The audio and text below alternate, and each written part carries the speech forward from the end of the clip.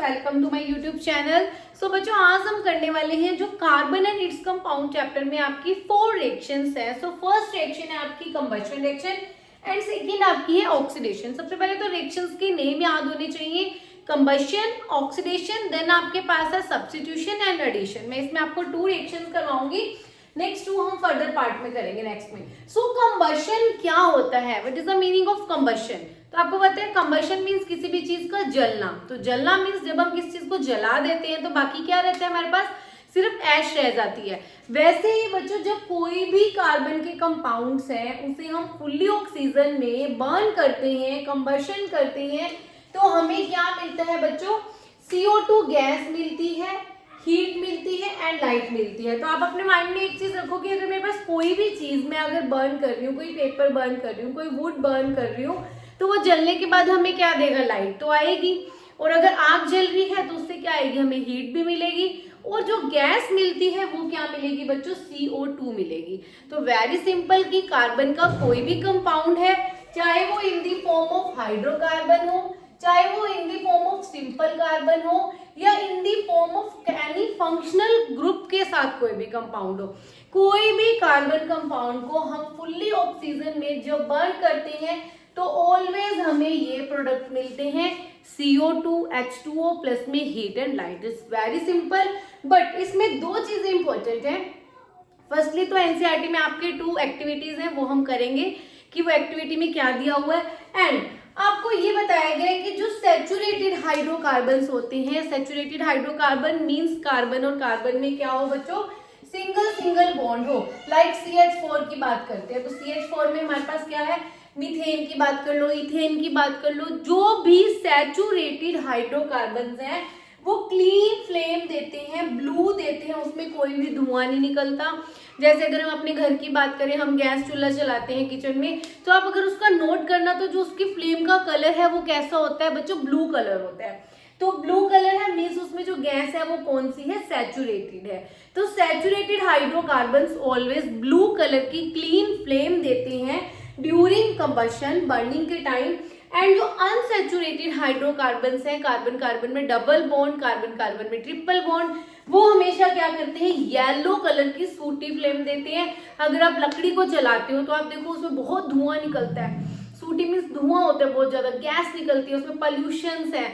क्यों? क्योंकि वो क्या है, क्यों होता है? रीजन बताऊं, क्योंकि जो भी अनसैचुरेटेड हाइड्रोकार्बन है, अगर हम कार्बन कार्बन डबल बॉन्ड वाले की बात करें या कार्बन कार्बन ट्रिपल बॉन्ड की बात करें बच्चों, तो वो टोटली कंबशन उनका नहीं होता। जो पूरा का पूरा 100% कार्बन है वो बर्न नहीं होता। इसलिए अनसैचुरेटेड कार्बन जो होते हैं वो ड्यूरिंग कंबशन क्या करते हैं? सूटी फ्लेम देती हैं, मतलब धुआं निकलता है। और जो उनका कलर होता है वो कैसा होता है? येलो कलर का होता है। विंटर चल रहा है, मोस्टली घरों में आग जलाते हैं, तो आप आग जलाओगे तो कलर देखना, जो वुड का कलर है लकड़ियों का वो येलो आएगा, और जो हमारे गैस का फ्लेम होता है वो बच्चों कैसा होता है? ब्लू कलर का होता है। तो ये तो आपका था first part, first portion. It's very simple कि क्या है? कंबशन। अब हमने करना है oxidation, and it's very important part कि ऑक्सीडेशन क्या है। आपने फर्स्ट चैप्टर में किया है। ऑक्सीडेशन का मीनिंग क्या होता है बच्चों? ऑक्सीडेशन मीन्स ऑक्सीजन का ऐड होना एंड हाइड्रोजन का रिमूव होना। इसमें भी सेम वही हो रहा है और कुछ भी नहीं हो रहा।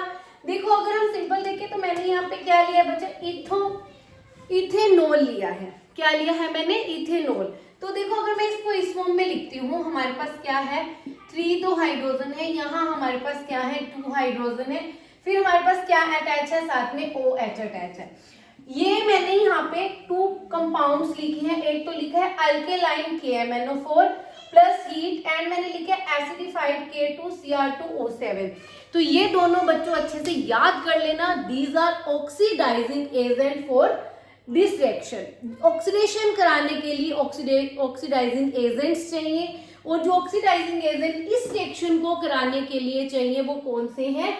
ये वाले 2 जो हैं वो ऑक्सीडाइजिंग एजेंट्स हैं।